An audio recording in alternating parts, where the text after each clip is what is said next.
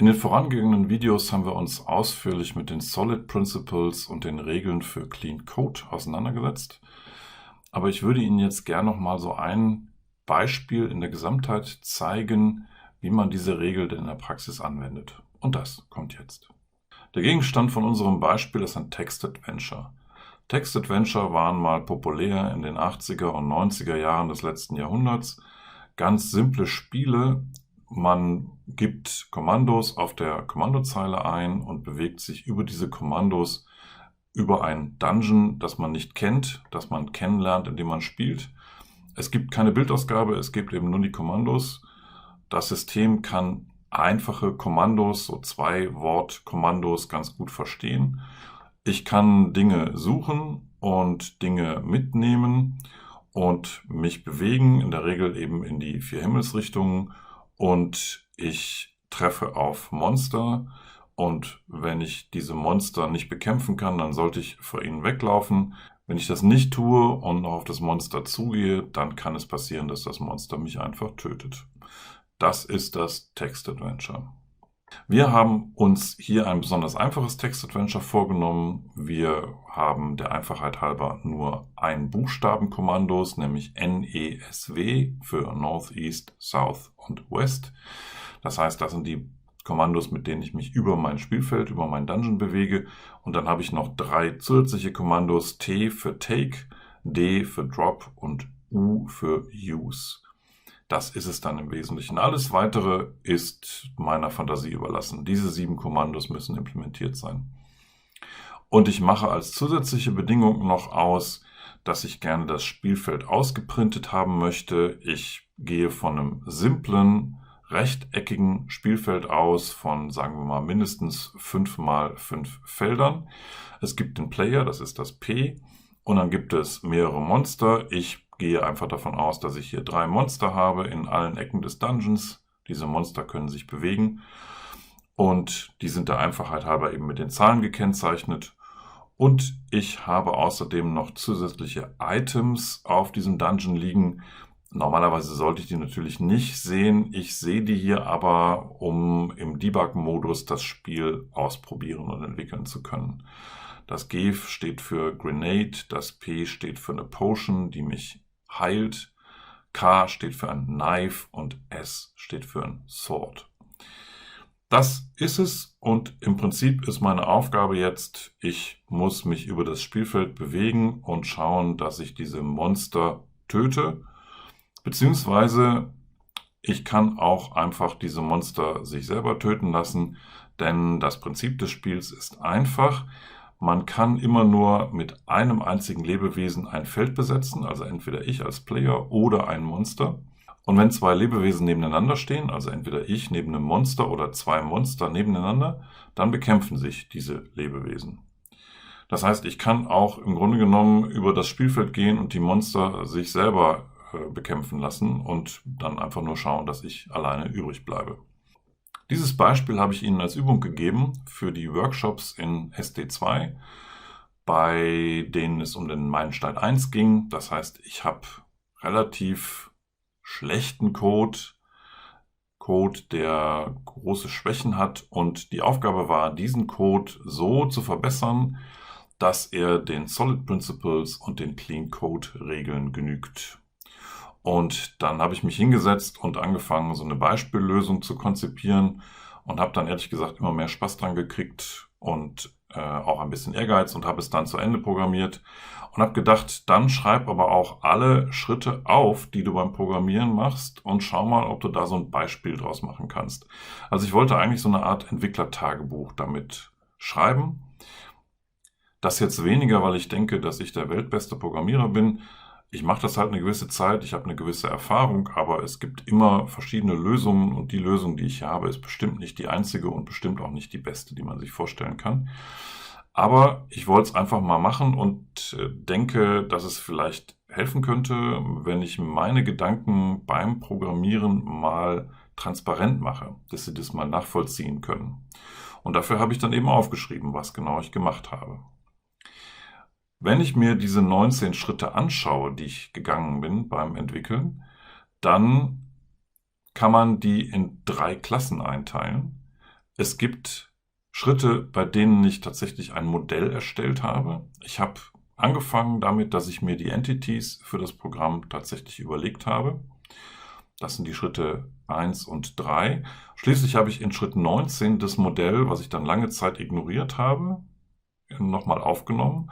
Und zwar, um es für die Dokumentation nutzbar zu machen.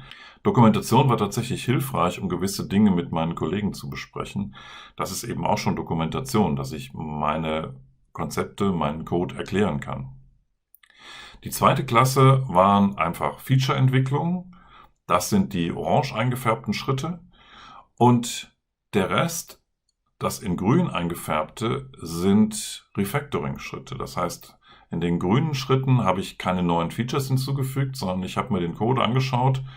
Mir sind Dinge aufgefallen, die mir nicht so recht gefallen haben. Und dann habe ich versucht, diese Dinge im Code zu verbessern.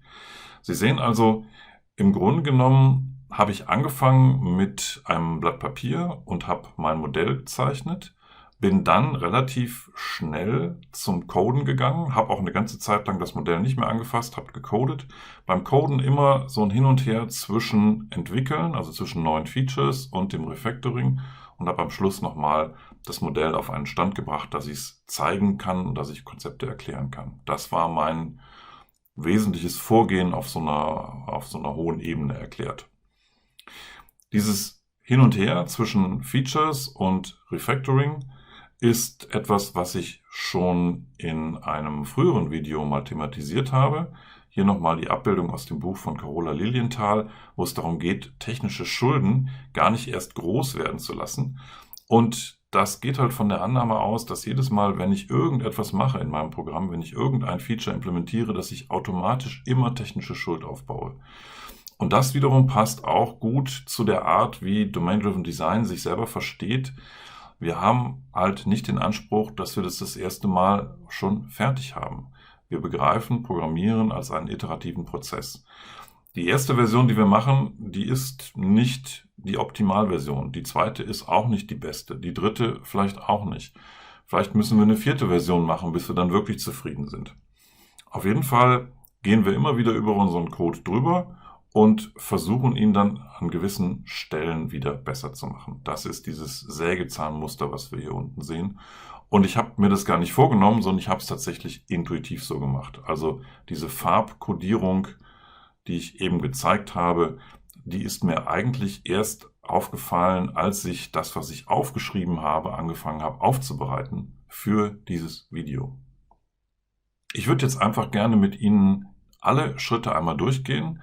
Von daher wird das wahrscheinlich ein etwas längeres Video, aber Sie können diese Schritte auch nachvollziehen. Sie bekommen das Repo, was dem zugrunde liegt. Das steht im Skript als Link und Sie bekommen auch die Ausformulierung der Schritte nochmal als Weblink und als Skript. Das heißt, Sie können das relativ ausführlich nachvollziehen, was ich hier getan habe, und fordern Sie mich raus. Also wenn Sie denken, dass ich an der einen oder anderen Stelle die Clean Code Regeln und die Solid Principles nicht so beachtet habe, wie ich das hätte tun können, dann lassen Sie mich das wissen. Wir denken an das Iterationsprinzip, dann mache ich halt eine neue Iteration und baue das ein. Fangen wir mal an mit dem ersten Schritt. Ich habe als erstes einfach mal gedacht, ich versuche mal ein Modell mir zu machen dieser Welt, die ich da haben will.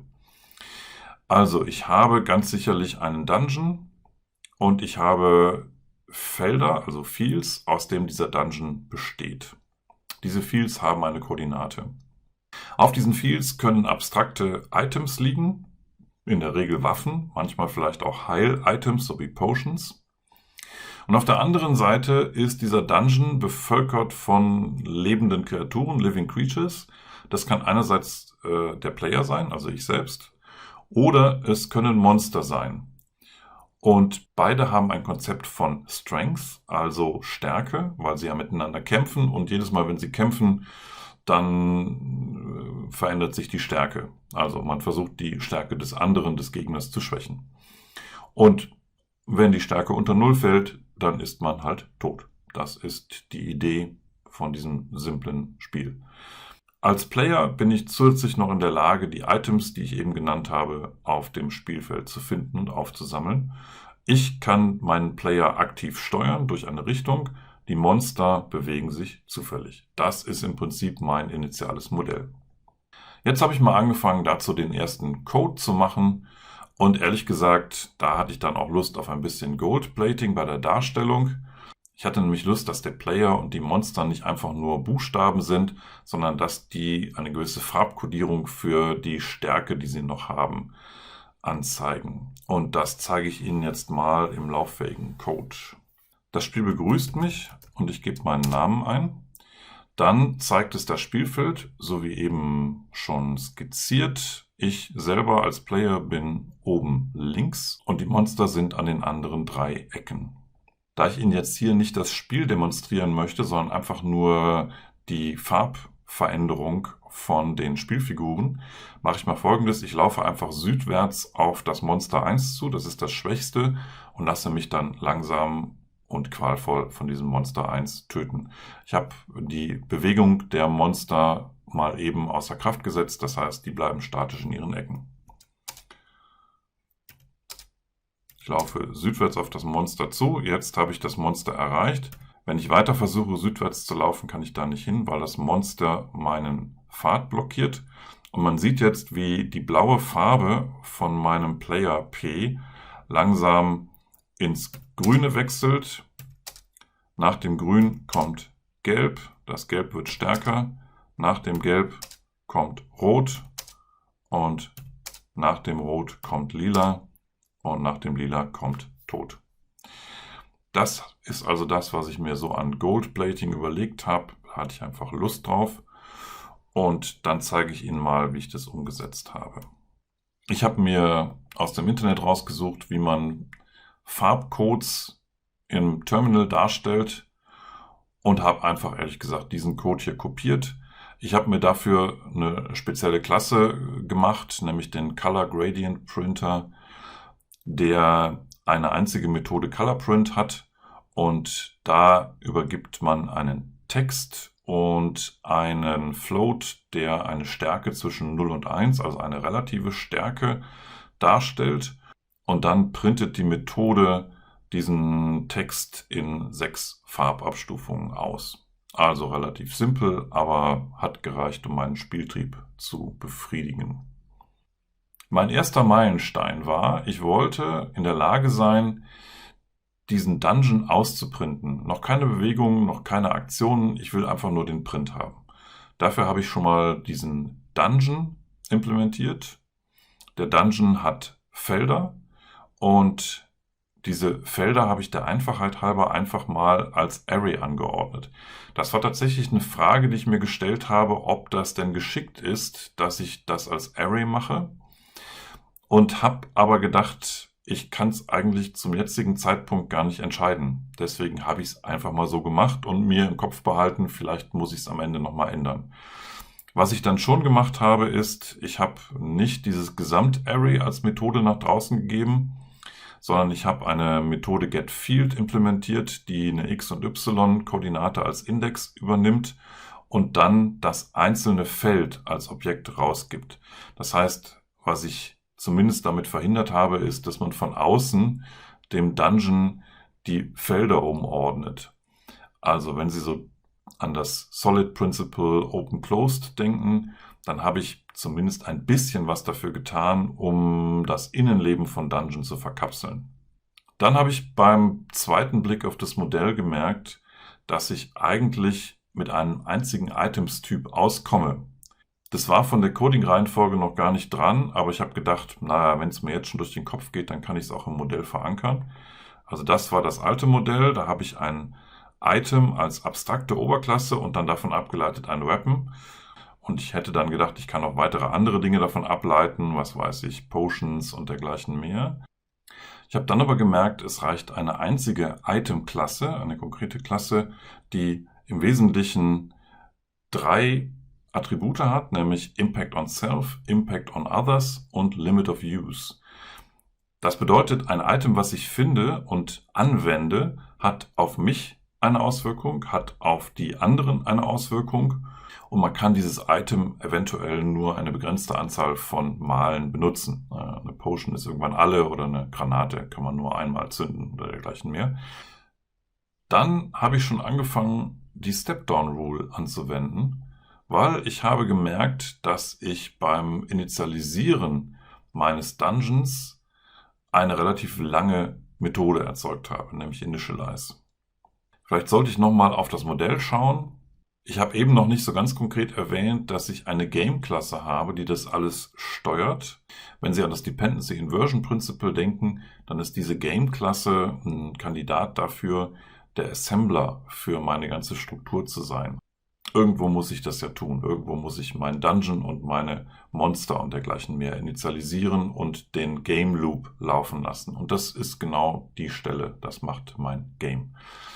Das heißt, ich instanziere mir eine Instanz von dem Game als Singleton und lasse dann da den Game Loop laufen.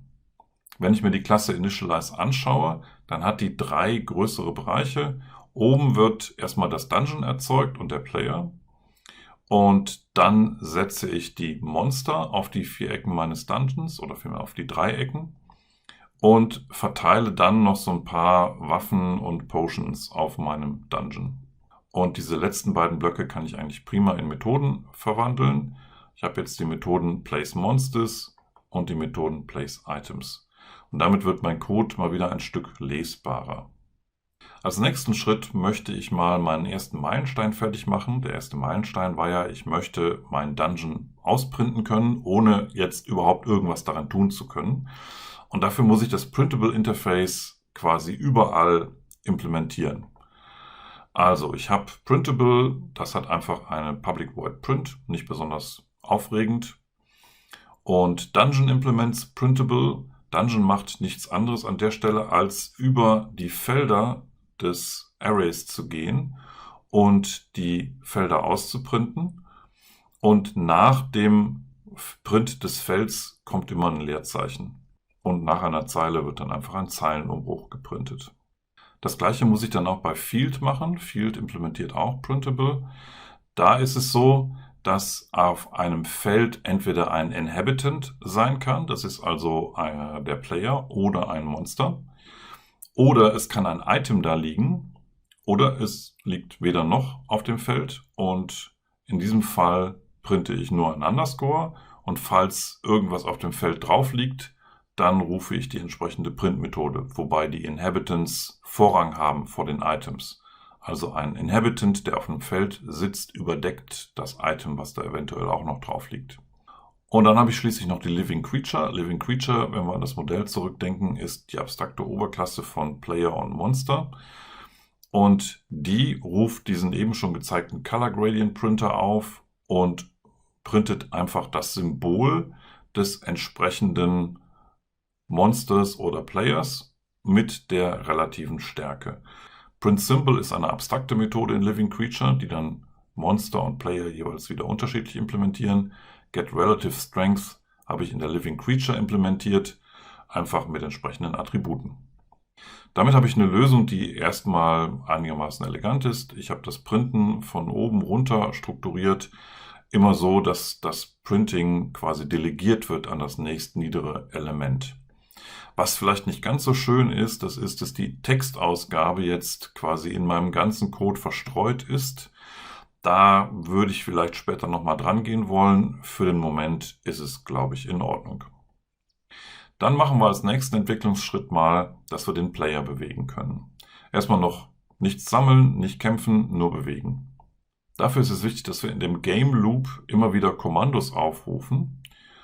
Also wir haben die Methode Play, die eine While-Schleife enthält. Diese While-Schleife hat eine isFinished-Bedingung und in dieser isFinished-Bedingung ruft er immer wieder neue Commands auf. Diese Commands werden als String-Array zurückgeliefert.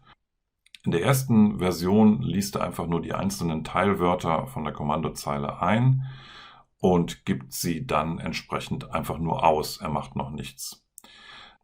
Die Abbruchbedingung isFinished ist im Moment trivial, gibt immer falsch zurück, das heißt, die Schleife läuft erstmal endlos. Und dann haben wir noch die Methode nextCommand, die über eine Scanner-Funktion und einen Split über einen regulären Ausdruck dafür sorgt, dass man die Teilworte zurückgibt. Was jetzt hier noch nicht so schön ist, das ist, dass ich die Kommandos als so ein String Array behandle. Das heißt, als nächstes würde ich an ein Refactoring gehen und eine Command-Klasse einführen und gleichzeitig auch noch Exceptions dazu tun, damit ich falsche Kommandos, ungültige Kommandos erkennen und entsprechend behandeln kann. Als erstes implementiere ich mal einen Kommandotyp. Das ist ein ganz einfaches Enum, das aus den 7 Buchstaben besteht. Ich habe zusätzlich noch die Möglichkeit, unter diesen 7 die 4 Move-Kommandos zu entscheiden. Leider erlaubt mir Java nicht, dass ich Enums voneinander ableiten kann. Ich hätte eigentlich ganz gerne so ein Move-Enum gehabt. Das ist so eine Stelle, da könnte man noch mal ein bisschen eleganter werden. Habe ich für den Moment auch mal so akzeptiert. Dann habe ich noch die Klasse Command, die mir im Grunde genommen mein Kommando kapselt. Da ist der Command Type drin und ich habe als Option noch einen String Item Name mit drin und eine Factory-Methode, nämlich ValueOf. Damit kann ich einen String übergeben, den ich von der Kommandozeile einlese und dann diesen String nach allen Regeln der Kunst prüfen und auf eventuelle ungültige Eingaben checken. Und dafür habe ich mir eine Command-Exception geschrieben, die im Moment in dieser ersten Version erstmal nur von Runtime-Exception abgeleitet ist. Und damit kann ich dann sämtliche Fehlerfälle wie ich habe gar nichts eingegeben oder ich habe mehr als 2 Teilwörter eingegeben oder ich habe als erstes Wort kein einbuchstabiges Kommando übergeben und dergleichen mehr, kann ich alles damit abprüfen. Das heißt, dieses Command ValueOf liefert ein Kommando zurück, wenn die Eingabe gültig ist und andernfalls fliegt eine Exception. Wenn Sie an die entsprechende Clean-Code-Regel von Bob Martin denken, hat er gesagt, lieber eine Exception werfen als einen entsprechenden Return-Value. Also ich könnte jetzt auch natürlich sagen, ich liefere zum Beispiel eine Null zurück, aber ich habe mich dafür entschieden, hier eben dem Rat von Bob Martin zu folgen und eine Exception zu werfen. Wir werden nachher noch sehen, dass das ziemlich gut funktioniert insgesamt. Das Schöne ist nämlich, wenn ich einen Null zurückgeben würde, dann müsste ich ja hier schon eine Fehlermeldung ausgeben und dann habe ich eventuell die Fehlermeldung zum Zeitpunkt geschrieben, wo mir das noch gar nicht so behagt. Auf jeden Fall würde ich hier nicht gerne auf eine Konsole ausgeben, sondern das lieber die aufrufenden Kontexte entscheiden lassen. Und das geht geschickter dadurch, dass ich halt eine Exception werfe. Exceptions sind ja genau dafür eigentlich gemacht. Ich habe eine Ausnahmebedingung, die in gewisser Weise vorhersehbar ist. Dass der Nutzer mal Unfug eingibt, ist eine vorhersehbare Situation. Das heißt, ich habe einen vorhersehbaren Ausnahmefall und den behandle ich üblicherweise durch eine Exception. Jetzt kann ich die eben schon gesehene Methode NextCommand vereinfachen, indem ich an der Stelle einfach die gesamte Zeile einlese mit meinem Scanner und dann dieses Command ValueOf aufrufe, die mir aus dieser Zeile das entsprechende Kommando extrahiert. Und wenn es eine ungültige Zeile war, dann fliegt hier eine Exception. Wie wir gleich noch sehen werden, werde ich diese Exception dann oben in dem Play Loop handeln.